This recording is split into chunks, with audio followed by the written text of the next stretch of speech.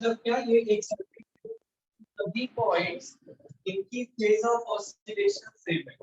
You take any point on this surface, ये सभी की ऑसिलेशन की फेज सेम है। मतलब एक पॉइंट ट्रेस पर है and if we are saying it is a wave front, तो सभी पॉइंट ट्रेस परफॉर्म कर रहे हैं। अगर ट्रफ है तो सभी पॉइंट ट्रफ परफॉर्म कर रहे हैं। ठीक है, so wave front is basically locus of a point which are oscillating in same phase, और यही सेम फेज वाले पार्टिकल मतलब ये वेव फ्रंट को कितना है, वेव फ्रंट ट्रैवल करता है, मतलब इस प्रकार से ये सेम फेज वाली कंडीशन आगे आगे आती जाती है।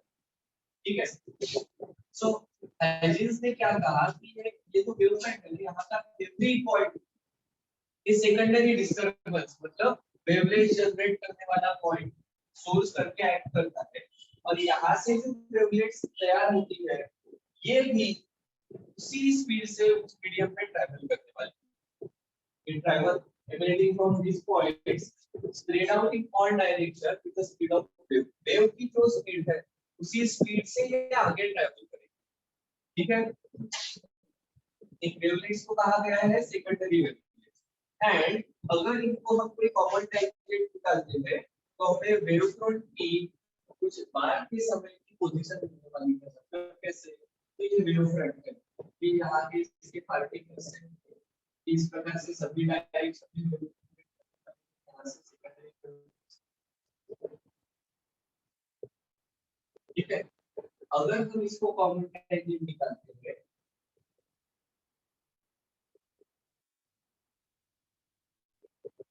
तो ये कॉमन टेम्पलेट ये वेव फ्रंट की उस समय के बाद की कंडीशन।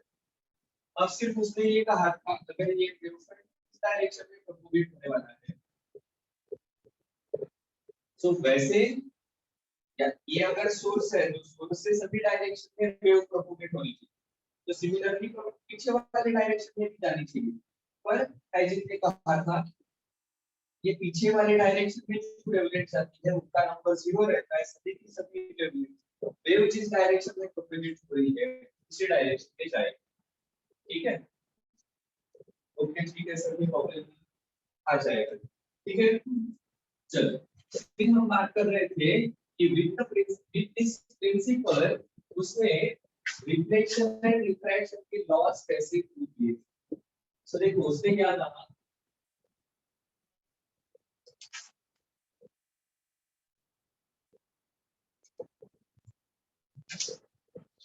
ये कोई मेरा सरफेस है, इस सरफेस पर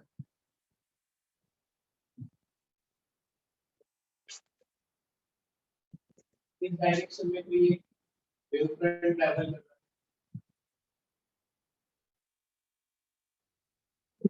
ठीक है, इस वेव फ्रंट का नाम है ए। ये मीडियम में जहां पर स्पीड v1 है, ये मीडियम में जहां पर स्पीड v2।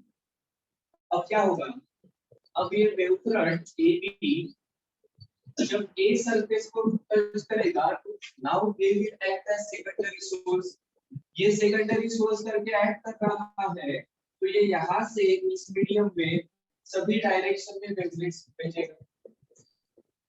इस प्रकार से कंडीशन आ जाएगी। सिमिलरली बी भी सेकेंडरी सोर्स करके एक्ट करेगा और बी भी यहाँ पर सभी डायरेक्शन में इस प्रकार से वेवलेट्स सेलेक्ट करने वाला है। अब यहाँ पर इसकी स्पीड v1 है, तो एक छोटा सा टाइम टाउ इसने डिस्टेंस कवर किया होगा v1 तक, और ये यहाँ पर सी पॉइंट पर पहुंच गए। अब अगेन ये पॉइंट सी भी सेकेंडरी सोर्स करके काम करेगा और ये इस मीडियम में हमारे v2 वाले मीडियम में वेवलेट सेलेक्ट करने वाला है।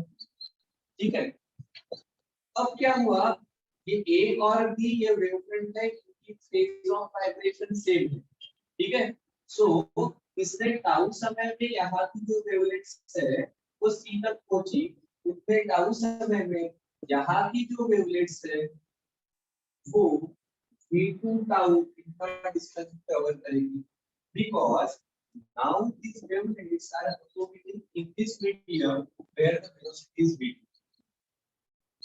ठीक है, सो अब देखो ये सेम एक ये एक ही वेवफ्रंट था, टाउ समय के बाद जो phase of vibration point C की रहेगी वही फेज ऑफ वाइब्रेशन इस पॉइंट डी की रहेगी। सो ये डी वाला पॉइंट और सी वाला point will be in same phase. So अगर हम ऐसे सभी पॉइंट कंसीडर करते हैं तो these all are in same place।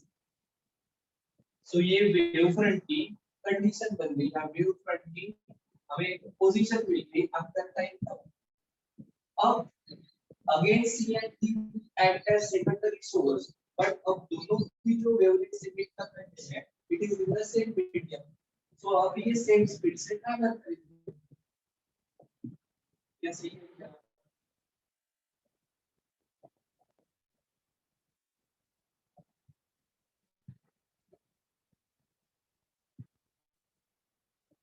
So this will be our refracted wavefront. This is our refracted beam of light। ठीक है। सो अब अगर हम इसे जरा ठीक से देखते हैं तो हमारे पास दिख रहा है कि ये नॉर्मल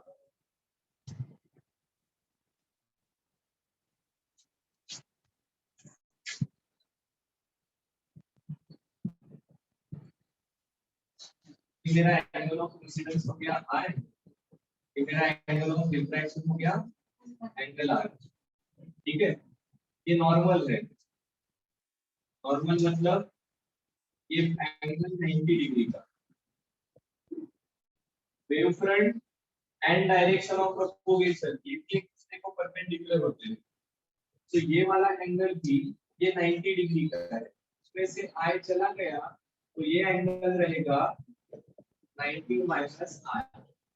और ये नॉर्मल इस सरफेस को परपेंडिकुलर है, ये 90 माइनस r है, ये भी एंगल i रहेगा। सिमिलरली ये अगर r है तो ये एंगल 90 माइनस r है, ये 90 डिग्री है, ये भी एंगल r रहेगा। ठीक है। और अगर ऐसा है तो then I can write sin i की वैल्यू कितना आ रहा है। sin i bc upon ac, bc की वैल्यू है v1 tau upon ac। sin r आएगा कितना ad अपॉन ac, ad की वैल्यू है v2 tau अपॉन ac। देखो लेते हो आप sin i upon sin r v1 tau upon ac, v2 tau upon ac। ac चला गया, tau चला गया, ये बन जाएगा v1 अपॉन v2। क्या सही है क्या?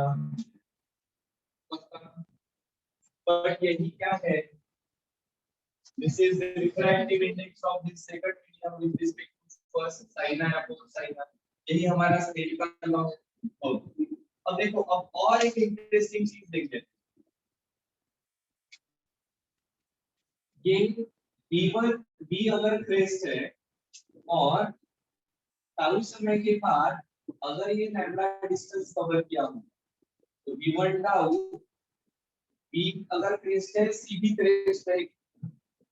सो मतलब ये अगर टाइम पीरियड इतना डिस्टेंस है, सॉरी टाइम पीरियड इतना समय अगर इसको यहाँ से यहाँ तक पहुंचने के लिए लगा है तो एक टाइम पीरियड में ट्रैवल किया वो डिस्टेंस कितना रहेगा,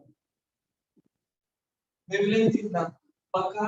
सो अगर this is capital T that is time period इतना डिस्टेंस, E के बाद इमीडिएट क्रेस्ट C है तो इसका मतलब ये वेवलेंथ इतना डिस्टेंस है। जैसे भी के बाद इमीडिएट क्रेस्ट C पर है वैसे ही A के बाद इमीडिएट क्रेस्ट का पर T पर है।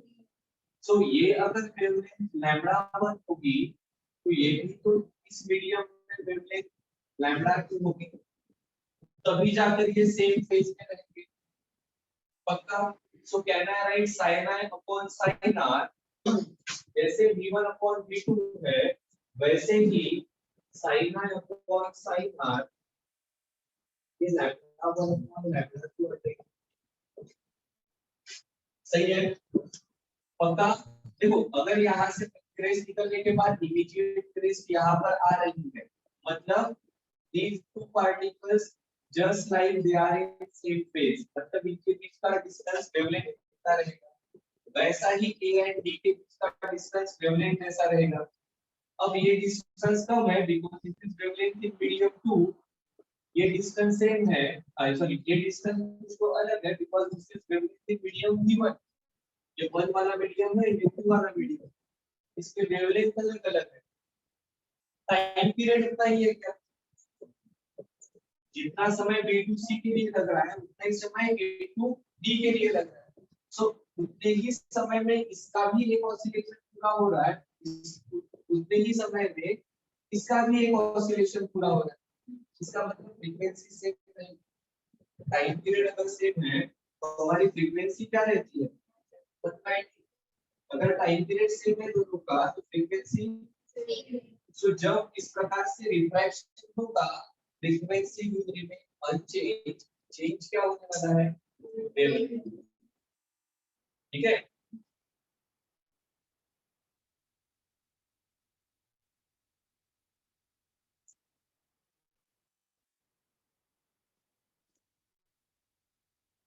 यहाँ पर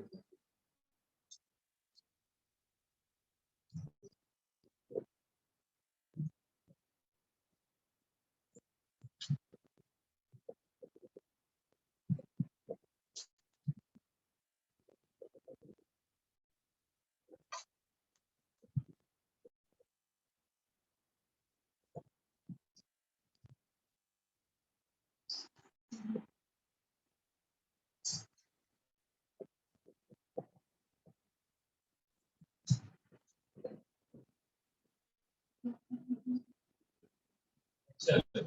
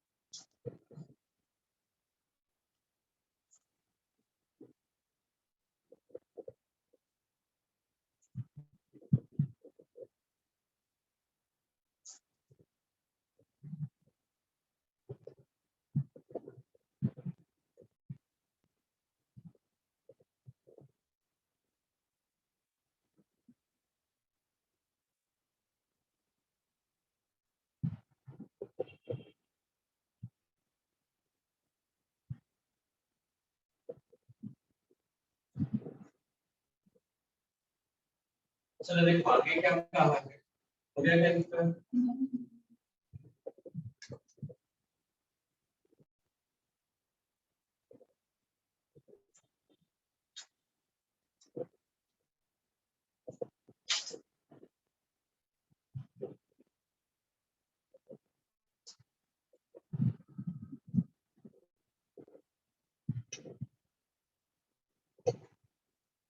ये पहला पार्ट है जिसे का, ये दूसरा है, तीसरा में यहाँ पर लिखता हूँ एक छोटा सा ऑब्जर्वेशन।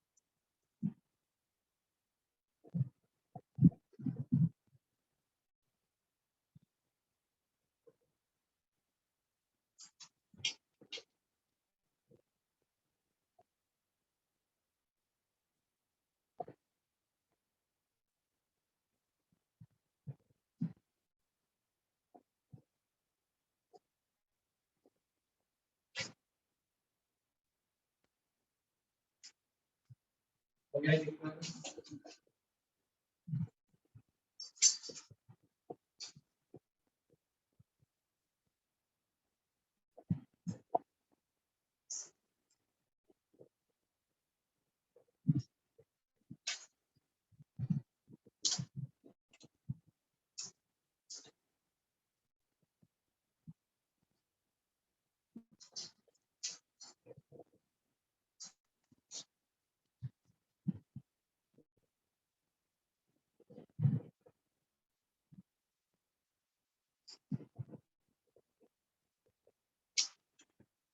तो देखो समझ लो क्या कहा, ये वाला पार्ट तो ठीक है, हमने डायग्राम निकाली, डायग्राम के तो sin है अपॉन sin है equal to v1 upon v2 दिया, ठीक है, इसको ही हमने रिफ्रैक्टिव इंडेक्स किया है sin है अपॉन sin है, ठीक है।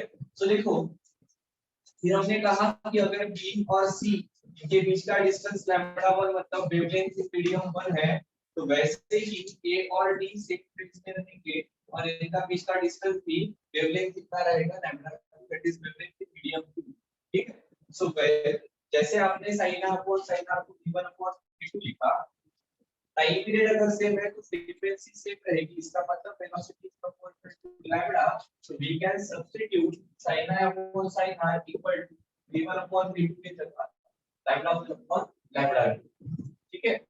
ओके, फिर हमने कहा कि if n1 and n2 are absolute refractive indices, absolute refractive indices मतलब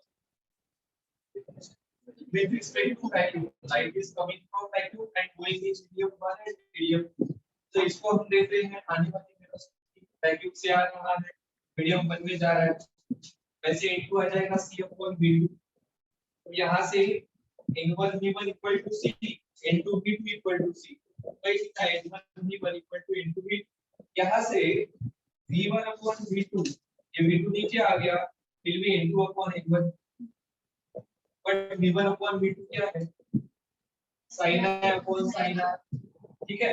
इसका मतलब n1 into sin r equal to n2 into sin r, this is actually Snell's law of refraction, ठीक है। पक्का, अगर प्रूव करने के लिए कहा तो Snell's law of refraction इस प्रकार से लिखो। फिर देखो अब इंटरेस्टिंग चीज है, as sin i upon sin r equal to v1 upon v2, ठीक है। अगर angle I is greater than angle R, तो आपको पता है अगर एंगल बढ़ता है साइन 0 to 90 तो साइन फंक्शन की वैल्यू बढ़ती है। सो अगर एंगल बड़ा है तो साइन फंक्शन की वैल्यू ज्यादा रहेगी। ठीक है, साइन 0 is 0, साइन 90 is 1। सो इसका मतलब ऐसा हो गया, अगर i r से बड़ा है इसका मतलब sin r is greater than sin r। अगर sin r is greater than sin r है मतलब ये फ्रैक्शन की वैल्यू 1 से ज्यादा है, बिकॉज़ न्यूमरेटर बड़ा है। इसका मतलब यहाँ का भी न्यूमरेटर बड़ा होना चाहिए।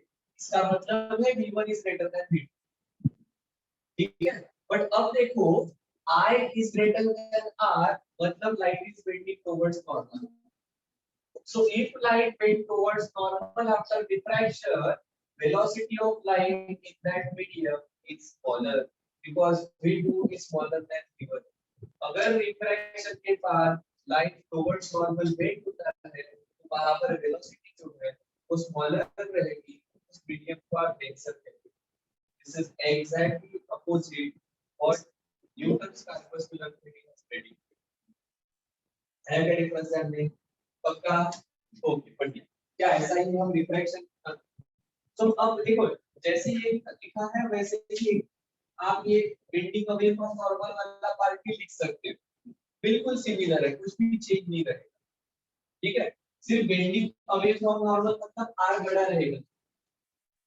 r बड़ा मतलब डिनोमिनेटर बड़ा, मतलब यहाँ पर v2 बड़ा होना चाहिए। इसका मतलब v2 के सेकंड वाले मीडियम पे वेलोसिटी ज्यादा रहनी चाहिए, मतलब ये मीडियम रेयर रहेगा। सो डेंसर टू रेयर है साइंटिफिक बेंड अवे फ्रॉम, बाकी कुछ भी चेंज नहीं रहेगा। ठीक है, सो लेट्स हो गया लिखकर।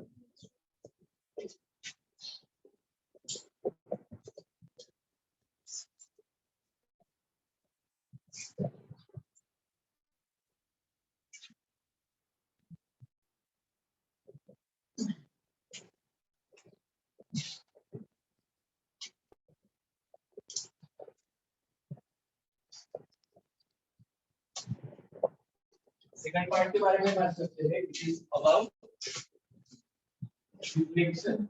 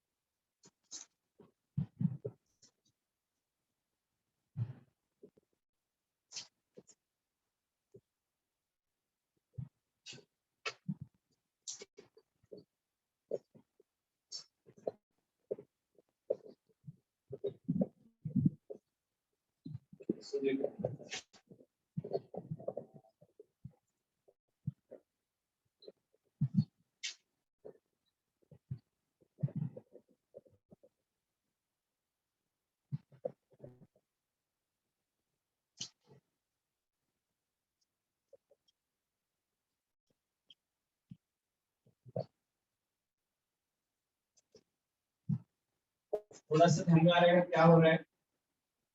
ये एक वेवफ्रंट है,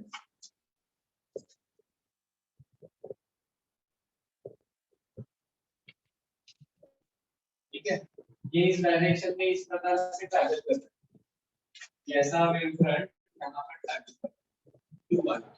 अब ये एक पॉइंट पर इंसिडेंट हो गया, अब क्या होगा, ये रिफ्लेक्टिंग सरफेस, तो A point will act as secondary source, ये secondary source secondary source करके act करेगा, तो यहाँ से अब ये same medium में with same velocity की waves emit to be secondary wavelets, ठीक है। अब इन टाइम t वो अगर E पॉइंट तक पहुंच रही है तो AP की डिस्टेंस कितना होगा,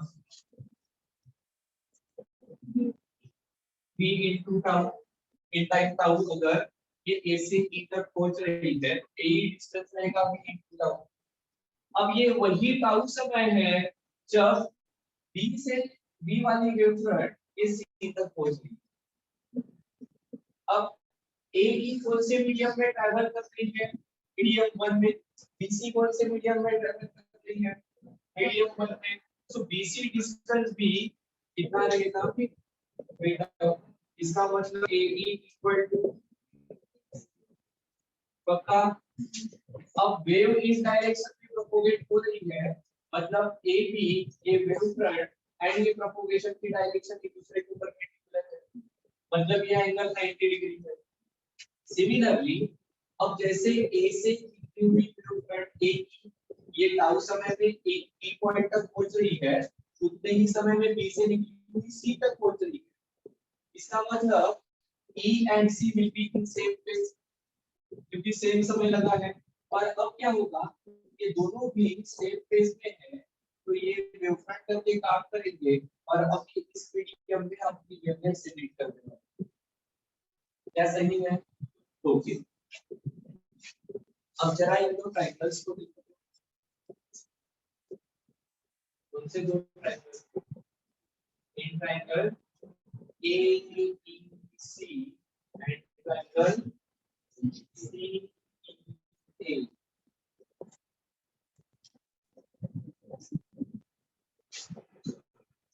क्या एंगल AEC क्या है सर,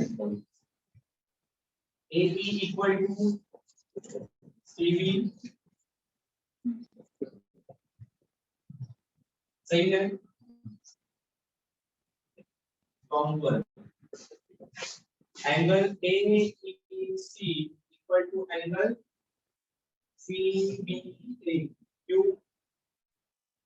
दोनों भी राइट एंगल है। Similarly AC equal to CA, क्यों, कॉमन साइड। इसका मतलब क्या होगा, इसका मतलब ये दोनों ट्रायंगल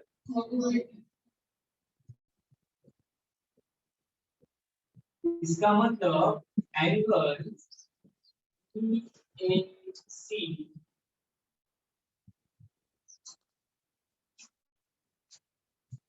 ठीक है, EAC is congruent with angle BCA, कैसे ही है,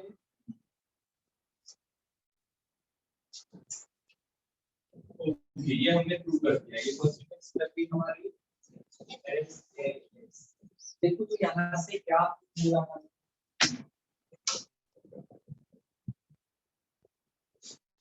अगर हम ऐसा करते हैं तो क्या प्रूव कर सकते हैं,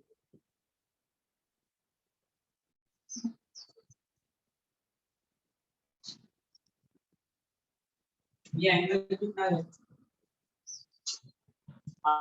इंसिडेंट है नॉर्मल, और ये टोटल एंगल कितना है 90, तो ये एंगल कितना हो जाएगा, और ये नॉर्मल है, मतलब ये एंगल कितना रहेगा, पक्का, क्या BAC हमारा एक एंगल है क्या,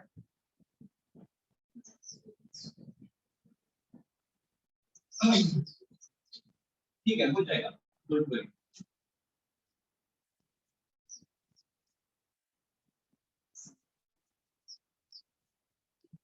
दूसरा इधर लिखते हैं, इस एंगल की जरूरत नहीं है, दूसरे एंगल की जरूरत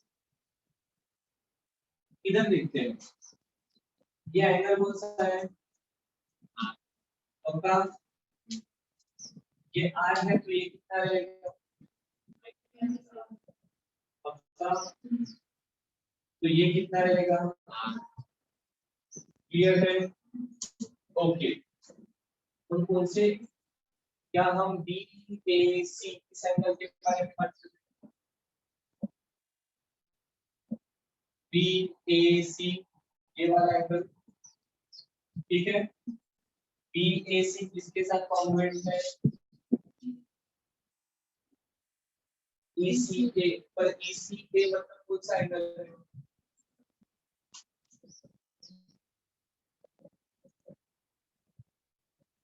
क्या सही है? क्या यही हमारा लॉ ऑफ रिफ्लेक्शन है? Angle I equal to angle R। हमने कुछ भी नहीं किया, हमारा ये ब्लू वाला इंसिडेंट वेव फ्रंट है और ये रिफ्लेक्ट होने वाला ब्लैक वाला है। हमने इन दो ट्रायंगल को कॉन्ग्रुएंट दिखाया, इसके बीच की ये जो एंगल है, ये हमारे एंगल I और एंगल R आ रहे हैं, which are corresponding angles of congruent triangle।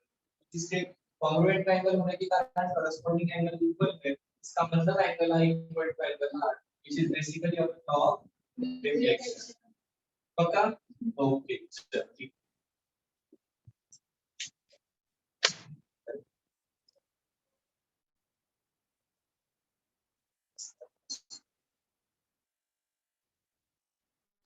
इसकी ज्योमेट्री समझ लो हाँ ठीक से।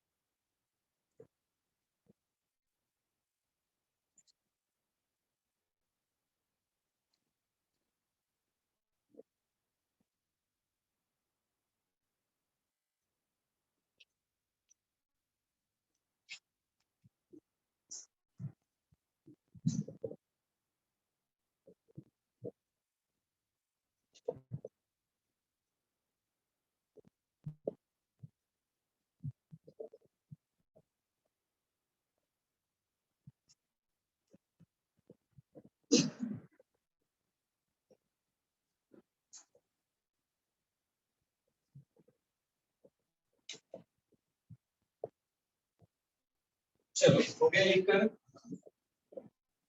अब जो डायग्राम निकालिए उनको थोड़ा समझ लेते हैं और जो लिखा है उसको थोड़ा सा समझ लेते हैं। कर लो इसको इरेज।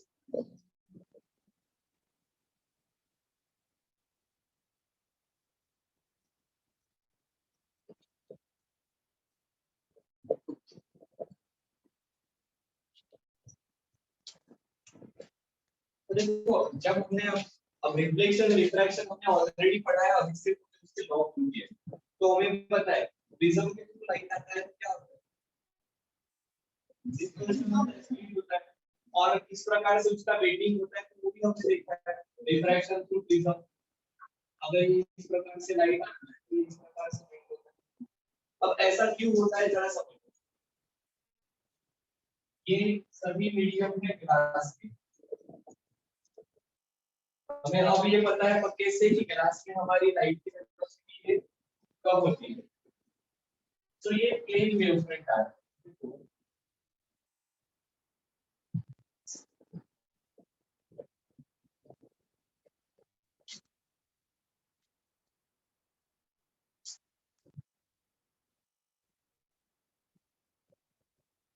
हाँ ये प्लेन वेवफ्रंट आया, इसको इस पॉइंट से लेकर यहाँ तक पहुंचने के लिए तो सेम समय लगेगा क्योंकि सेम मीडियम में ट्रैवल करते हैं। इसके आगे क्या होता है, इसके आगे धीरे धीरे नीचे वाला पार्ट, सपोज ये मेरा वेव फ्रंट है तो धीरे धीरे मेरा नीचे वाला पार्ट ये ग्लास में जा रहा है, भाई ऊपर वाला पार्ट स्टिल एयर में है। क्या सही है? अब ग्लास में हमारी स्पीड, एयर में हमारी स्पीड, तो होगा क्या, ये पीछे वाला पार्ट धीरे धीरे पीछे रहने लगेगा, आगे वाला पार्ट आगे चलेगा। क्या सही? पक्का? इसके आगे भी अभी नीचे वाला पार्ट ग्लास में ही है, सामने वाला पार्ट एयर में आ गया और ऐसा करके चलते ये बाहर निकल गया। देखो जो स्ट्रेट जो पॉइंट आया था वो बेंड होकर आगे जा रहा है। सो जो हमने रिफ्रैक्शन में लिखा है वो एक्चुअली इसी प्रिंसिपल पर बेस्ड है। Velocity of light is different. So prism में लाइट का इस प्रकार से बेंडिंग होना ये कोई रॉकेट साइंस नहीं है, ये सिर्फ इस पे ऊपर डिपेंड करता है कि ग्लास में हमारे लाइट की वेलोसिटी कम है। टाइजिंग के प्रिंसिपल से अगर हम इसे सॉल्व करके या समझने की कोशिश करते हैं तो हम इसे आराम से सॉल्व कर पाएंगे या समझ पाएंगे। फिर से एक बार देखो, ये प्लेन वेव फ्रंट है, अभी तक एयर में है, सभी पॉइंट पर वेलोसिटी सेम है, ये यहां तक पहुंच जाएगा। इसके आगे नीचे वाला पार्ट ग्लास पे जाने वाला है तो उसकी वेलोसिटी कम होगी, ऊपर वाले पार्ट की वेलोसिटी बढ़ेगी। अब उसमें भी यहाँ पर इंटरेस्टिंग ऐसा है कि ऊपर की थिकनेस कम है, नीचे की थिकनेस ज्यादा है। तो नीचे का पार्ट थोड़ा सा लैग करेगा, आगे का फिर से एयर में आ गया तो उसकी वेलोसिटी बढ़ जाएगी। जब अब ये बाहर निकलेगा तो फिर इस प्रकार से पैरेलली ट्रैवल करेगा। क्या सही है? ओके। अब जैसे देखो यहाँ पर क्या हो निकला, this is our convex lens, ये कॉन्वेक्स मतलब कुछ है, कॉन्वर्जिंग, ये कॉन्वर्जिंग क्यों है? देखो ये प्लेन वेव फ्रंट से आया आया आया यहाँ पे पहुंच गया। अब ये बीच वाला पार्ट कहाँ पर जा रहा है? ग्लास में। भाई ऊपर वाला थोड़ा सा पार्ट सिर्फ एयर में है, ठीक है। अब ग्लास में वेलोसिटी कम रहेगी तो इसके कारण क्या होगा, अब ये सिर्फ बीच वाला पार्ट, अब ये ऐसा होगा, अब ये सिर्फ बीच वाला पार्ट पीछे रहेगा, ऊपर वाला पार्ट ज्यादा स्पीड से ट्रैवल करेगा। अगेन ये बीच वाला पार्ट है, इसकी स्पीड कम हो जाएगी, अब ऊपर वाला पार्ट बाहर निकल जाएगा, बाहर निकल गया तो उसकी स्पीड बढ़ेगी और ये बाहर निकलते निकलते इस प्रकार से कॉन्वर्जिंग हो जाएगा। सो कॉन्वेक्स लेंस में कॉन्वर्जिंग करके इमेज करना ये कोई रॉकेट साइंस नहीं, ये तो सिंपली ये पार्ट थिकर है तो इसे ट्रैवल करने के लिए ज्यादा समय लगेगा, भाई ऊपर वाला पार्ट थिकर है इसे ट्रैवल करने के लिए कम समय लगेगा, या उतने ही समय में ये ज्यादा डिस्टेंस ट्रैवल करेगा, उतने ही समय में ये ज्यादा डिस्टेंस ट्रैवल करेगा। सो एक्चुअली जब हमारी इमेज फॉर्म होती है ना,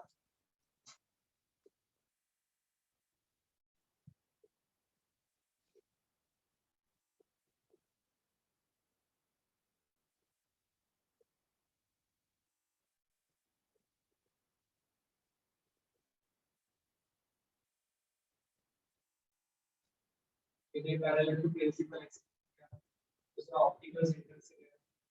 अब ये फोकस के टू जाएगा,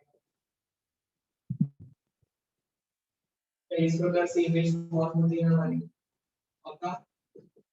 अब जरा देखो तो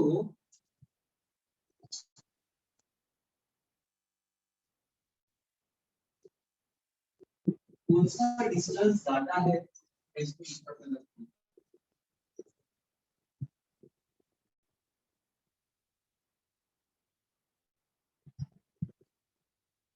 रेड वाला, सॉरी ब्लैक वाला या ब्लू वाला?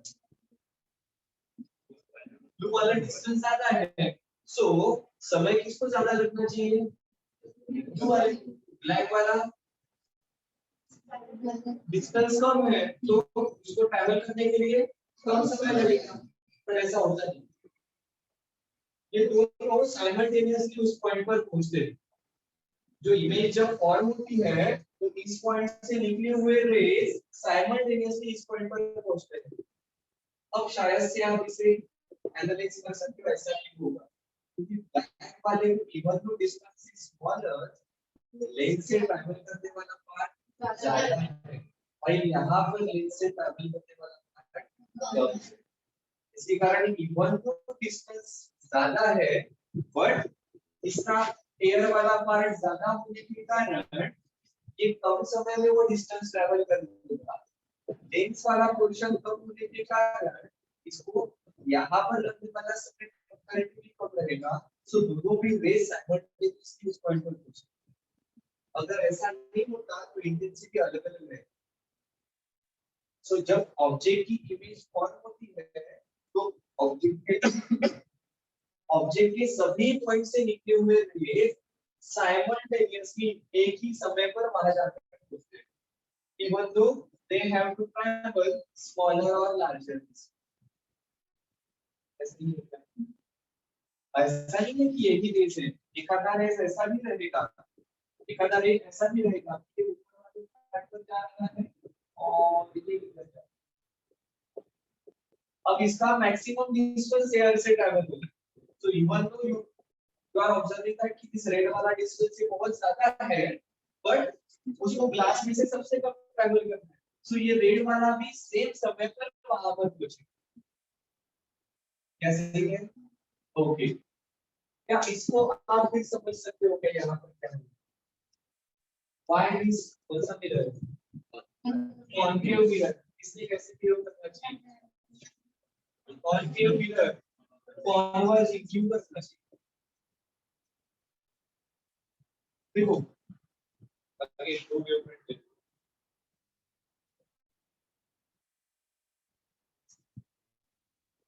यहाँ पर, ठीक है। अब क्या हुआ, ये रिफ्लेक्टिंग सरफेस है, ये रिफ्लेक्टिंग सरफेस है तो यहाँ से रिफ्लेक्ट हो जाएगी। अब रिफ्लेक्ट होकर सेम मीडियम में आने लगेगी, तो इधर हमारा जो प्लेन है ये रिफ्लेक्ट होकर इस मीडियम में आने लगेगा और इसको दूर जाएगा, ठीक है। अब ये रिफ्लेक्ट होकर आने लगेगा तो अब क्या होगा, देखो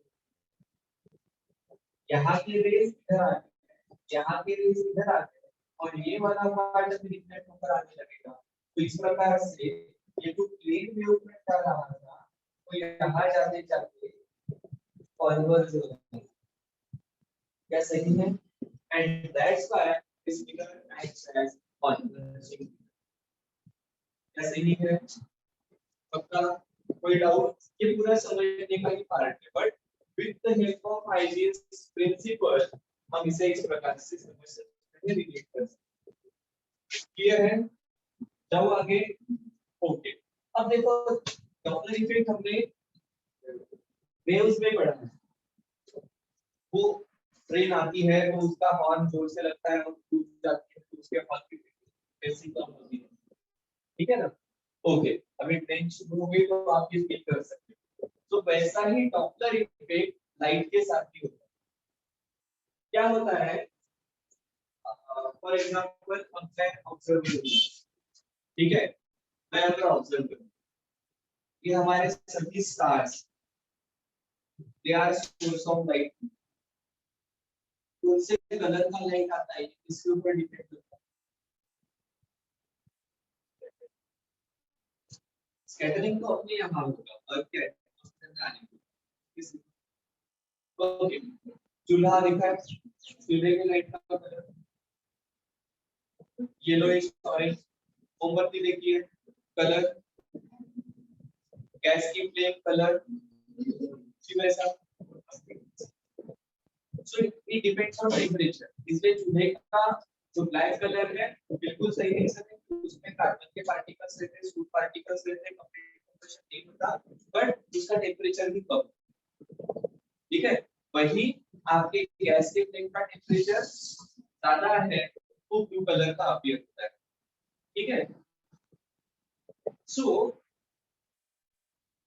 ये जो कलर है ये डिपेंड करते हैं उस सरफेस का टेंपरेचर क्या है उससे ठीक है सो अलग अलग स्टार्स के लिए टेंपरेचर अलग अलग रहेगा सो आने वाले लाइट का कलर अलग अलग ठीक है बट इसके सिवा और एक चीज हमने जैसे देखा है ये रेड कलर की वेवलेंथ ज्यादा होती है नील जो हमने देखा रेड कलर की वेवलेंथ ज्यादा है वायलेट की वेवलेंथ कम है अल्ट्रा वायलेट की उससे भी कम है इंफ्रारेड की उससे भी ज्यादा है सो ये कलर्स वेवलेंथ के ऊपर भी डिपेंड करते हैं ठीक है अब देखो क्या होगा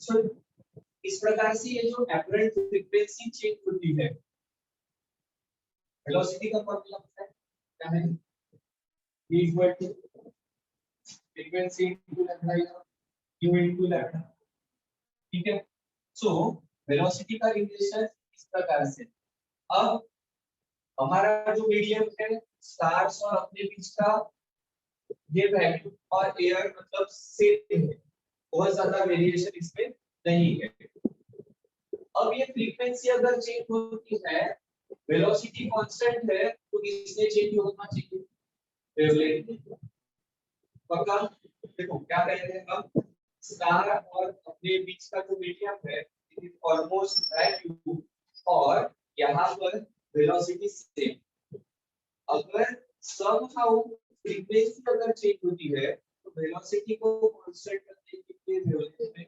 चेंज होना पड़ेगा और अगर अब हमें पता है वेवलेंथ अगर चेंज होती है तो जो कलर हमें अपीयर हो रहा है कलर डिफरेंट रहेगा सो अब देखो होता क्या है अगर कोई सोर्स सोर्स ऑफ इसका सोर्स लाइट का सोर्स कोई स्टार कोई comet is moving away from earth is moving away from earth so वहां से पहली वेव निकली होगी ठीक है वो अपने पास पहुंचेगी उसके बाद दूसरी वेव वहां से निकलेगी वो हमारे पास पहुंचेगी बट मीनवाइल पहली वेव निकलने के बाद दूसरी वेव निकलने से पहले this source is moving away from us ये अपने से दूर जा रहा है सो अब इस दूसरी वेव को जो डिस्टेंस ट्रैवल करना है वो बहुत ही ज्यादा होगा वेलोसिटी चेंज होगी क्या यहाँ पर बीच वाला मीडियम चेंज हुआ नहीं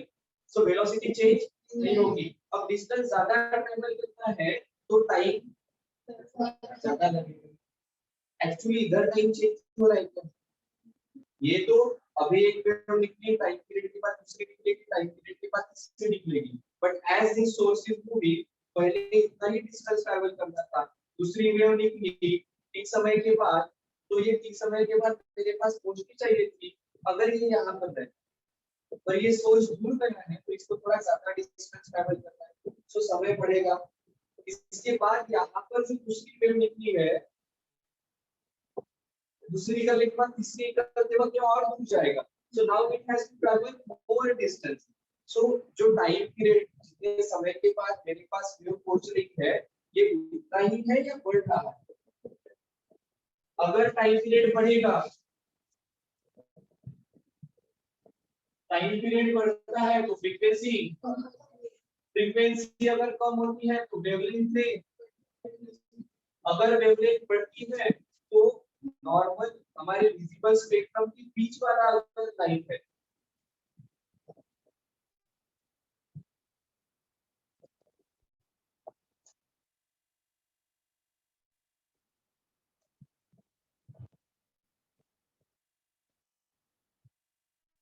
सही है ना वायलेट की वेवलेंथ कम रहती है लैम्डा की वेवलेंथ ज्यादा होती है। सो लैम्डा अगर बढ़ा तो ये ग्रीन लाइट एक्चुअली सोर्स से निकलने वाला लाइट ग्रीन है, उसकी वेवलेंथ जब हमें अपीयर हो रही है तब ज्यादा है, तो इसकी तरफ जा रहा है रेड की तरफ।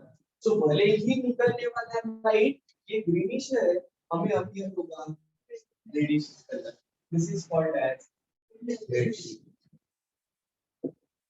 ठीक है, पक्का ध्यान में आ रहा है? सो इस प्रकार से यहाँ पे विजिबल लाइट का कलर इस प्रकार से चेंज हो रहा है। इससे लोग साइंटिस्ट उस एस्ट्रोनॉमिकल ऑब्जेक्ट की स्पीड आइडेंटिफाई करते हैं। ठीक है, कि उसकी स्पीड इस प्रकार से आइडेंटिफाई करते हैं, वेदर उसका लाइट टुवर्ड्स रेड जा रहा है या टुवर्ड्स ब्लू जा रहा है।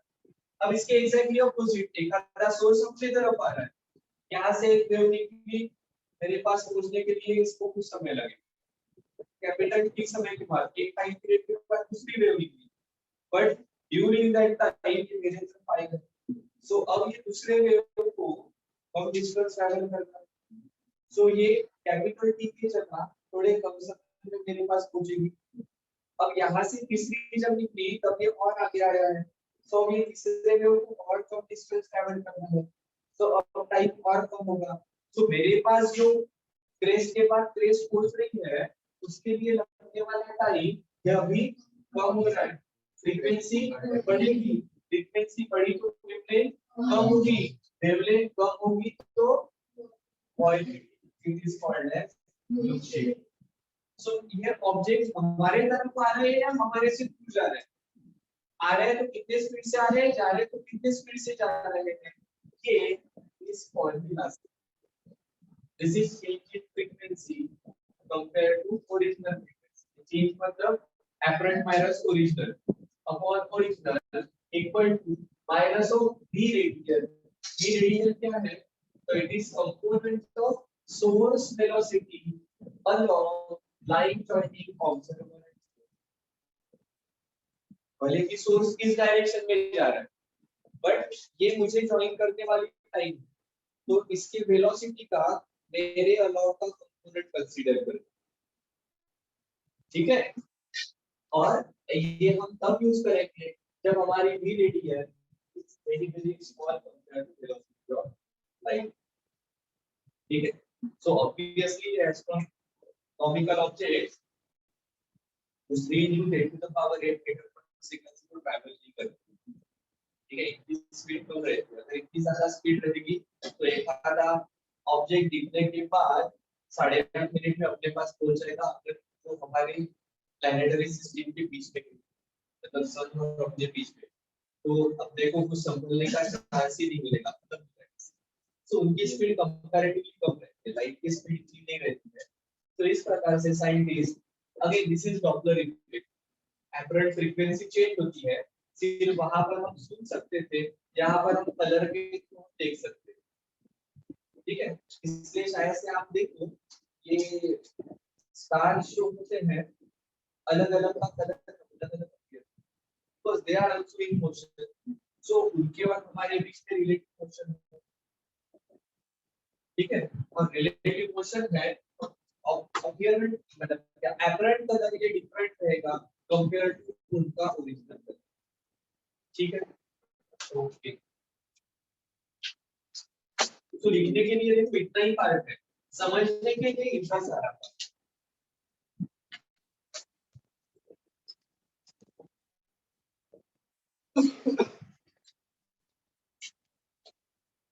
जा सकते हैं।